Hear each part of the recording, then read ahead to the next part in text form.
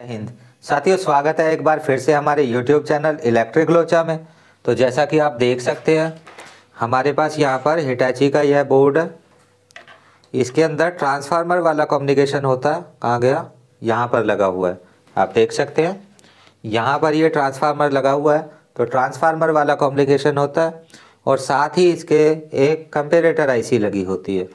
तो आज हम आपको ये सर्किट एक्सप्लेन करेंगे फिर से। एक बार पहले भी हमने इसकी वीडियो बनाई थी, लेकिन उसमें एक रेजिस्टेंस कम हो गई थी। वो बोर्ड पर ड्रॉ हमारे स्टूडेंट ने किया था, उस वजह से आज फिर से हम इसको एक्सप्लेन करेंगे।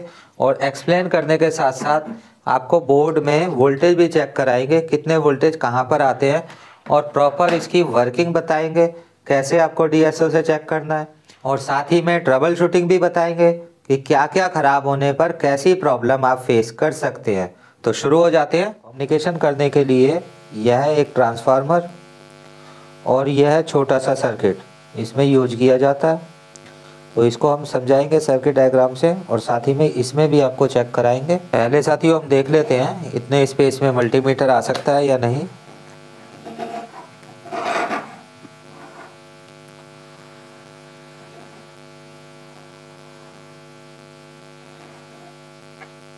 छोटा वाला मल्टीमीटर रख लेते हैं।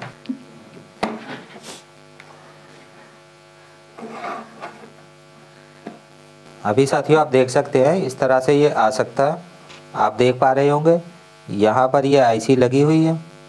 यह इसकी 1 नंबर पिन है। 2 3 4 5 6 7 8 पिन की यह आईसी है।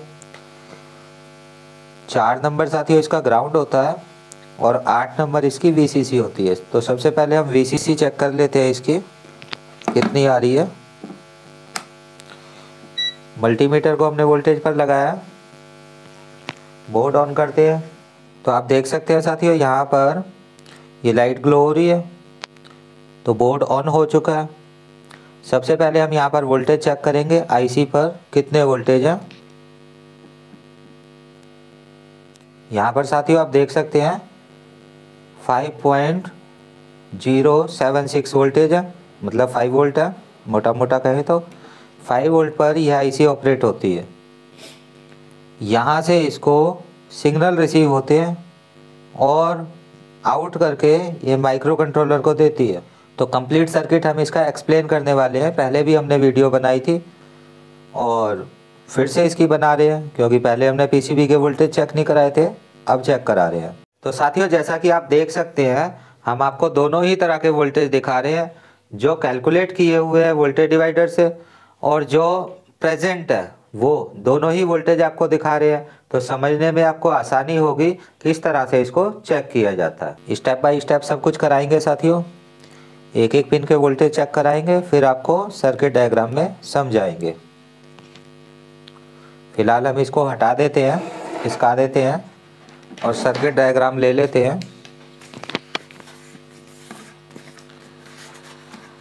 तो यहाँ पर साथियों आप देख सकते हैं ये इसका कंप्लीट सर्किट डायग्राम है। तो अभी साथियों आप देख पा रहे हैं यहाँ पर इसका यह कंप्लीट सर्किट डायग्राम है। यह साथियों कंपेरेटर आईसी है, सिर्फ कंपेरेटर है, इसको ऑपरेशनल एम्पलीफायर नहीं यूज किया जा सकता। जैसा कि साथियों हमने आपको बताया, कंपेरेटर आईसी 3 तरह की होती है। एक आईसी जो सिर्फ नेगेटिव देती है, उसको सिर्फ कंपेरेटर की तरह यूज किया जा सकता है। दूसरे प्रकार की आईसी जो जनरल पर्पस ऑपरेशनल एम्पलीफायर है, ऑपएम्प भी उसको कहते हैं, सेकेंडरी काम उसका कंपेरेटर होता है। वैसे डेटाशीट के हिसाब से प्राइमरी कंपेरेटर ही होता है, लेकिन पॉजिटिव आउट भी अंदर से कर सकती है। और साथ ही साथियों पॉजिटिव आउट करेगी, लेकिन जनरल पर्पस है तो आउटपुट के बराबर नहीं करेगी। जैसे अगर हम उसे 5 वोल्ट पर चलाएंगे तो 3.5 वोल्ट के करीब या 3.25 वोल्ट के करीब वह आउटपुट में पॉजिटिव वोल्टेज देगी। तीसरे टाइप की आईसी भी होती है जो 5 वोल्ट तक 5.5 वोल्ट तक ही काम करती है, rail to rail operational amplifier. उसको भी एज ए कंपेरेटर यूज किया जा सकता है या फिर ऑपरेशनल एम्पलीफायर भी यूज किया जा सकता है। लेकिन रेल टू रेल आईसी जब ग्राउंड देगी तो बिल्कुल 0 के बराबर देगी, और जब पॉजिटिव आउट देगी तो 5 वोल्ट के बराबर देगी, अगर उसको 5 पे चलाया गया है। तो अगर 3.3 पर चलाया गया है तो 3.3 ही आउट देगी, क्योंकि यह सिर्फ नेगेटिव आउट करती है, पॉजिटिव आउट करने के लिए इसको पुल अप करना पड़ता है। जैसे आप देख सकते हैं यहाँ पर 5.1 के की रेजिस्टेंस से पुल अप कर रखा है। ये आउटपुट है साथियों इसकी। ये दो इनपुट होती है कंपैरेटर में, हमेशा दो इनपुट और एक आउटपुट होती है। यहाँ पर भी आप देखेंगे कि ये दोनों इनपुट है, यहाँ एरो कर देते हैं हम।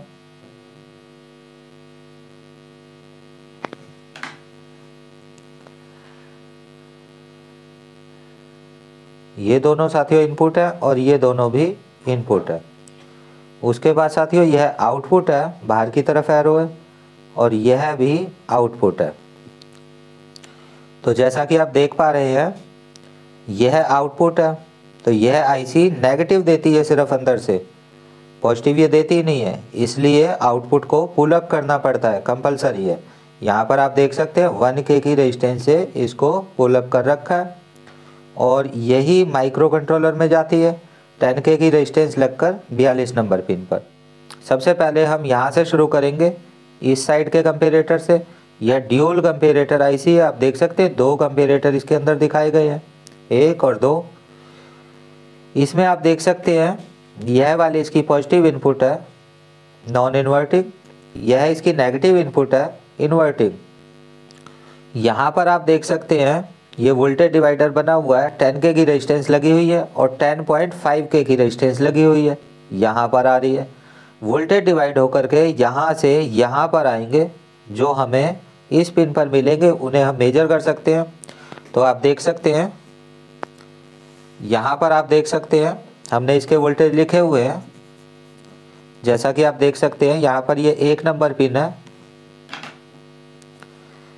ये 1 नंबर पिन है और ये 8 नंबर पिन है। तो यहाँ पर आप देख सकते हैं 3 नंबर पिन है जो इसकी पॉजिटिव है, ये नेगेटिव है, ये नेगेटिव है, सॉरी ये आउट है, ये नेगेटिव है और ये पॉजिटिव है।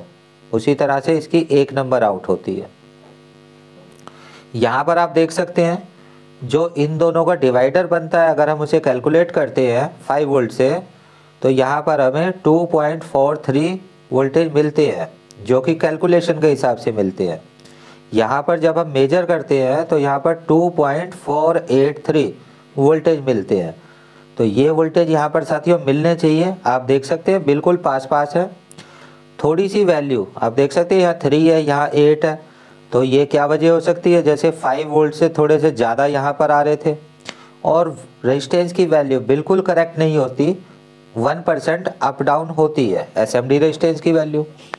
उसकी वजह से ये थोड़ा सा फ़र्क पड़ता है, जिससे कोई फ़र्क नहीं पड़ता। अभी साथियों यहाँ पर हम मेजर करेंगे, हमें 2.43 या 2.48 वोल्टेज मिल रहे हैं या नहीं मिल रहे, मतलब 2.4 मिलने चाहिए।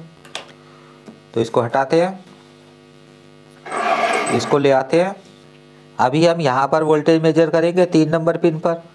तो एक पिन अपनी, एक प्रॉब अपनी हम ग्राउंड पर रखेंगे, कहीं से भी आप ग्राउंड ले सकते हैं जो भी नेगेटिव होता है। और यहाँ पर हम मेजर करेंगे, मल्टीमीटर हमारा दूर हो गया, ऐसे ऐसे मेजर कर लेंगे। 4 नंबर जैसा मैंने आपको बताया ग्राउंड होता है, तो यहाँ पर हम एक प्रॉब रखेंगे ग्राउंड पर और दूसरी प्रॉब हम यहाँ रखेंगे 3 नंबर पर। तो आप देख सकते हैं 2.47 वोल्टेज हमें यहाँ पर मिल रहे हैं। सर्किट डायग्राम में भी देखते हैं,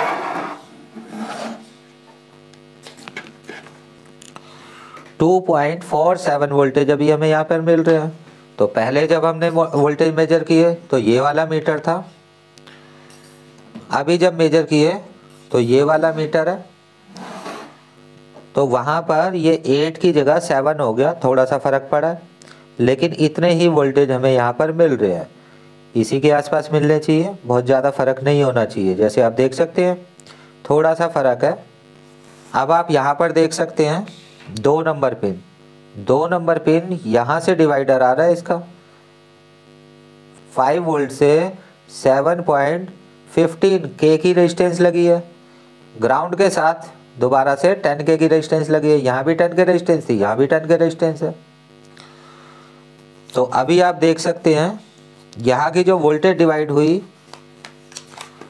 जो हमने कैलकुलेट की वो वैल्यू है 2.915451।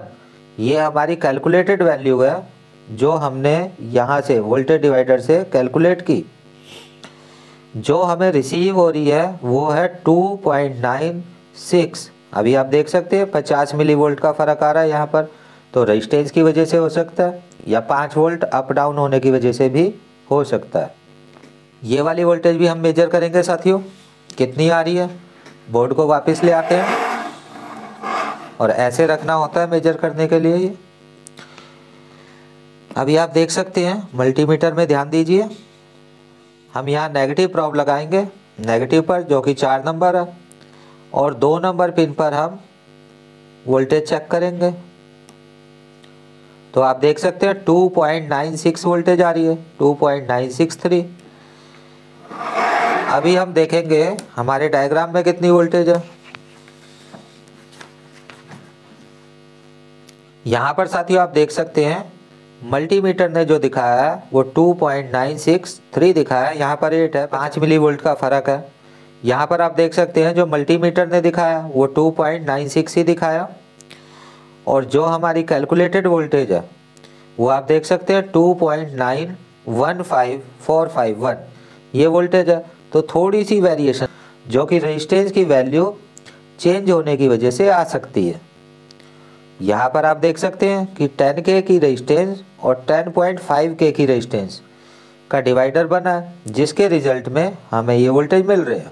अब साथियों जैसा कि आप देख सकते हैं पॉजिटिव पिन में कम वोल्टेज है और नेगेटिव पिन में अधिक वोल्टेज है, ज़्यादा वोल्टेज है। ज़्यादा वोल्टेज नेगेटिव में है तो आउटपुट में यहाँ पर नेगेटिव होगा। आउटपुट में साथियों यहाँ पर क्या होना चाहिए, नेगेटिव होना चाहिए। आउटपुट में साथियों नेगेटिव होना चाहिए इस समय। अभी हम बोर्ड में चेक करेंगे बोर्ड की क्या कंडीशन है। बोर्ड वापस आ चुका है।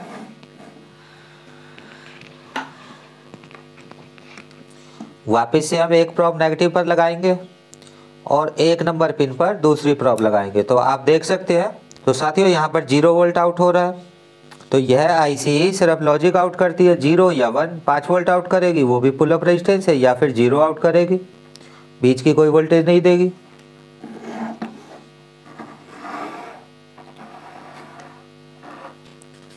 अब साथियों हम यहाँ पर देखते हैं दूसरे साइड की क्या कंडीशन है।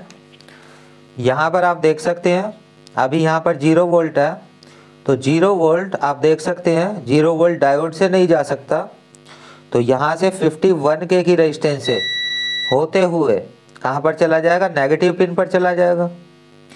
नेगेटिव पिन पर इसका मतलब इस पिन के इक्वल वोल्टेज होने चाहिए फिलहाल, तो यहाँ भी 0 वोल्ट होना चाहिए। यहाँ जब 0 वोल्ट है तो यहाँ पर साथियों हम 0 वोल्ट चेक करते हैं, यहाँ पर 0 वोल्ट है या नहीं है। तो वापस से हम यहाँ आ जाते हैं और आप देख सकते हैं मीटर बंद हो गया। वापस से हम एक प्रोब अपनी रखेंगे ग्राउंड पर और दूसरी प्रोब हम रखेंगे 6 नंबर पिन पर। आप देख सकते हैं 6 नंबर पिन पर हमने प्रोब लगा दी है। तो यहाँ पर आप देख सकते हैं 76 मिली वोल्ट यानी 0 वोल्ट है, और यहाँ पर भी आप देखेंगे तो इक्वली वोल्टेज होंगे दोनों जगह। यहाँ पर 72 मिली वोल्ट, 76 मिली वोल्ट, तो दोनों जगह आप देख सकते हैं इक्वल वोल्टेज है, 0 है। तो यहाँ पर और कोई रेजिस्टेंस नहीं है डिवाइड करने के लिए। अब साथियों हमें 5 नंबर पिन का देखना होगा कितने वोल्टेज आने चाहिए। वापस से हम डायग्राम ले आते हैं। यहाँ पर साथियों आप देख सकते हैं ये 5 नंबर पिन है। 5 नंबर पिन पर आप देख सकते हैं 10K की 2 रेजिस्टेंस लगी हुई है। 10K की 2 रेजिस्टेंस लगने का मतलब यहाँ पर 2.5 वोल्टेज होने चाहिए, लेकिन इसके अंदर साथियों 51 किलो ओम की एक और रेजिस्टेंस है जो आउटपुट से लगी है। आप देख सकते हैं इसी कंपेरेटर की आउटपुट से लगी है। अगर आउटपुट से पॉजिटिव में रेजिस्टेंस लगाई जाती है तो आईसी हिस्टेरेसिस मोड में चली जाती है, अपनी पोजीशन को बनाए रखना चाहती है। तो इस रेजिस्टेंस के होते हमें यहाँ पर 2.5 वोल्टेज नहीं मिलेंगे, तो यहाँ पर क्या मिलेंगे 2.7321 वोल्ट। तो ये वोल्टेज हमें हमारे कैलकुलेशन से है और ये वाले वोल्टेज हमने मेजर किए 2.785 ये मेजर किए और ये कैलकुलेशन वाले। तो आप देख सकते हैं थोड़ा सा ही फ़र्क है। तो ये थोड़ा सा फ़र्क साथियों, जैसा कि मैंने बताया, VCC थोड़ी बहुत ज़्यादा होने से आ सकता है, ये वोल्टेज बढ़ रहे हैं। मीटर हो सकता है इनकरेक्ट हो, वो कम चांस है, लेकिन रेजिस्टेंस की वैल्यू थोड़ी सी ऊपर नीचे हो सकती है। यहाँ पर दो कंडीशन बनेगी साथियों, जैसा कि हमने यहाँ पर दिखा रखा है। इस वोल्टेज की, इस वाली पिन की वोल्टेज दो कंडीशन में जाएगी। दूसरी कंडीशन में क्या होगा, जब यहाँ पर पॉजिटिव आउट होगा तो यहाँ पर 2.27 वोल्टेज यहाँ होंगे। जैसे जैसे आउटपुट चेंज होगी वैसे वैसे वोल्टेज डिफरेंस देखने को मिलेगा। जैसे 2.7 और 2.3, 2.7, 2.3, इस तरह से यहाँ पर वोल्टेज चेंज होंगे। 2.3 के करीब ही है ये, तो 2.7, 2.3, इस तरह से हिस्टेरेसिस रेजिस्टेंस काम करती है। तो अब साथियों हम इस वाले पिन के भी वोल्टेज मेजर कर लेते हैं, ठीक है या नहीं है। तो ये बोर्ड आ गया है और ये मीटर आ गया है। जैसा कि आप देख सकते हैं ये भी ग्राउंड है, यहाँ से भी ले सकते हैं, लेकिन ये खुद ही थोड़ा हिल रहा है। तो हम वापस यहाँ से नेगेटिव लेंगे 4 नंबर पिन से और 5 नंबर पिन पर हम वोल्टेज मेजर करेंगे।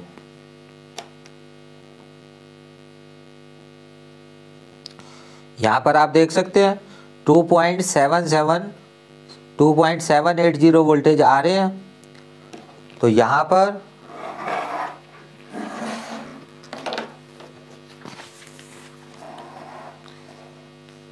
पर आप देख सकते हैं सेम वोल्टेज आ रहे हैं, जो हमने कैलकुलेट किए हैं उसी के पास वोल्टेज आ रहे हैं। तो इस तरह से साथियों इस आईसी के वोल्टेज आपको चेक करने हैं, जैसे जैसे वोल्टेज हमने बताए हैं 2.7, 2.48 से लेकर 2.3 के इन दोनों के बीच में, और यहाँ पर 2.96 वोल्टेज। तो ये अराउंड 3 वोल्ट है, ये आप देख सकते हैं। ये अराउंड 2.5 वोल्ट है और ये अराउंड 2.75 वोल्टेज है। तो इतने वोल्टेज यहाँ पर होने चाहिए, बाकी जो लिखा है फिगर आप देख ही पा रहे हो। तो साथियों जैसा कि आप देख सकते हैं ये हमारे वोल्टेज हैं जो इस आईसी पर आने चाहिए नॉर्मल कंडीशन में। अभी आप देख सकते हैं कि हमने यहाँ पर इंडोर ही सिर्फ ऑन किया है, आउटडोर इसमें कनेक्ट नहीं है, तो कोई भी कम्युनिकेशन सिग्नल यहाँ पर रिसीव नहीं हो रहा है। तो इस कंडीशन में ये वोल्टेज मिलने चाहिए। तो जैसा कि आप वीडियो हमारी देखते ही हो, कमेंट अगर देखते हो, तो हमारे एक व्यूअर है, उनका कमेंट आया कि उनकी आईसी पर इस सर्किट में 3.3 वोल्टेज के अराउंड मिल रहे हैं। 3.3 बोला था या 3.5 बोला था, जो भी था देख लेंगे कमेंट में। तो अगर ऐसा है तो पहले तो आप ये जान लें कि यहाँ पर कोई भी ऐसी आईसी नहीं लगाई जा सकती जो पॉजिटिव भी आउटपुट करती है। तो साथियों कंपेरेटर आईसी चेंज करते वक्त आप इन तीनों चीज़ों का ध्यान रखा करें, कौन सी आईसी वहाँ पर लगी हुई है। कंपेरेटर आईसी लगी हुई है, कंपेरेटर ओनली मीन्स या सेकंड कंपेरेटर जो ऑपरेशनल एम्पलीफायर है लेकिन जनरल पर्पस है, और तीसरे टाइप जो कि rail to rail operational amplifier है, यानी कि कंपेरेटर भी है ऑपरेशनल एम्पलीफायर भी है। तीनों IC as a comparator use की जा सकती है, लेकिन दो प्रकार की आईसी एज ए एम्पलीफायर भी यूज की जा सकती है। मतलब जिसकी डाटा शीट में ऑपरेशनल एम्पलीफायर पहले लिखा होता है और कंपेरेटर बाद में, तो उस तरह की आईसी यहाँ पर नहीं लगाई जा सकती, ये सिर्फ कंपेरेटर है। तो यहाँ पर साथियों जैसा कि आप देख सकते हैं इस कैपेसिटर को चार्ज करने के लिए 5K की रेजिस्टेंस यूज की गई है, 5.1K की। पॉजिटिव यहाँ से होते हुए इस कैपेसिटर को चार्ज करेगा और यहाँ पर वोल्टेज बढ़ेंगे, इंक्रीज होंगे, तो यह काम करेगी इससे ज़्यादा जब जाएंगे। अगर हम यह रेजिस्टेंस डायरेक्ट कर देते हैं, यानी कि ऑप एम्प अगर यहाँ पर हम लगा देते हैं, तो फिर यह रेजिस्टेंस कैंसल आउट हो जाएगी। इसमें आप देख सकते हैं कि चार्ज करने के लिए 5.1 के की रेजिस्टेंस का इस्तेमाल किया है, और डिस्चार्ज करने के लिए जब यहाँ पर नेगेटिव आउट होगा तो यह इस 51 के की रेजिस्टेंस से डिस्चार्ज होगा, यह वाला कैपेसिटर। इसका मतलब चार्ज होने में इसको जितना टाइम लगेगा उससे ज़्यादा 10 गुना टाइम इसको डिस्चार्ज होने में लगेगा। यह सिंपल सा है। हमने पहले भी इस आईसी को, इस सर्किट को मीन्स एक्सप्लेन किया था, लेकिन उसमें एक रेजिस्टेंस मिसिंग थी, प्लस हमने अगर प्रॉब्लम आती है तो फाइंडिंग करना नहीं सिखाया था, किस वजह से क्या प्रॉब्लम आ सकती है। तो अभी कोशिश करते हैं वो सब बताने की। तो यहाँ से जो हमारे सिग्नल रिसीव होने वाले हैं वो इस तरह के होंगे साथियों। रिसीविंग में यहाँ पर तो आपको इस तरह के शेप मिलने वाली है जब ये काम कर रहा होगा, कम्युनिकेशन हो रहा होगा यहाँ पर।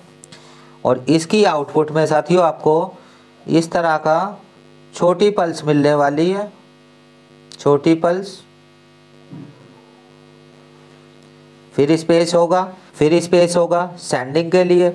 और इसकी आउटपुट जैसा कि आप देख सकते हैं यह आउटपुट है, तो यहाँ पर आपको बड़ी पल्स मिलने वाली है इस तरह से। ये क्या है, इनपुट, और यहाँ पर इन सबको मिलाकर के एक बड़ी पल्स हो जाएगी, तो ये आउटपुट में आपको दिखाई देगी। तो इनपुट आप इसकी कहाँ पर मानेंगे, यहाँ पर, और आउटपुट आप इसकी कहाँ पर मानेंगे, यहाँ पर। तो इस तरह की पल्स आपको मिलेंगी साथियों। और यहाँ पर जो यहाँ से आएगी आप देख सकते हैं, यहाँ पर आपको ये वाली पल्स देखने को मिलेगी डीएसओ में। यहाँ पर साथियों आप देख सकते हैं इसमें 2 डायोड भी यूज किए गए हैं, जो बोर्ड में भी दिखा देते हैं आपको कहाँ पर है। यहाँ पर आप देख सकते हैं ये 2 डायोड है। ये वाला पीएफ साथियों रिसीविंग के लिए है, और ये वाला पीएफ भी रिसीविंग के लिए है। ये वाले साथियों डायोड अगर ख़राब हो जाते हैं, डायोड शॉर्ट होने से भी आपको रिसीविंग में प्रॉब्लम हो जाएगी। डायोड ख़राब हो जाते हैं कोई स्पाइक आने पर।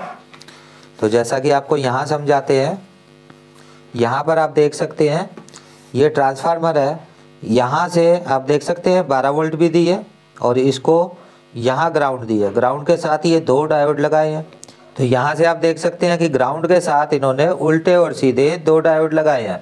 2 डायोड लगाने का मतलब साथियों जैसा कि आप सभी जानते हैं 0.7 वोल्टेज, 0.7 वोल्टेज एक डायोड में ड्रॉप होगी, तो यहाँ पर 1.4 वोल्टेज मैक्सिमम जा सकती है। यहाँ पर जाने वाली मैक्सिमम वोल्टेज क्या हो सकती है, 1.4 वोल्ट यहाँ पर जाने वाली। यहाँ से साथियों जितनी भी वोल्टेज आए, क्योंकि ट्रांसफार्मर है स्पाइक भी जनरेट हो जाती है, ज़्यादा वोल्टेज भी आ जाती है। वोल्टेज को क्लैंप करने के लिए 1.4 वोल्टेज से ज़्यादा ना जाए, तो इसके लिए यहाँ पर डायोड लगाए हुए हैं। यहाँ पर हमारी नीड क्या है, यहाँ पर आप देख सकते हैं हमारी नीड है इन दोनों का डिफरेंस, मतलब 0.5 वोल्ट के करीब। यहाँ पर फिर भी उससे ज़्यादा वोल्टेज रखी गई है, लेकिन अगर डायोड ख़राब हो जाता है तो फिर ये वोल्टेज और ड्रॉप हो जाएंगे, जिसकी कंडीशन में ये आईसी काम नहीं करेगी। ये दोनों पीएफ भी ठीक होने ज़रूरी है। ये आप देख सकते हैं रेजिस्टेंस ठीक होनी चाहिए 820 ओम की।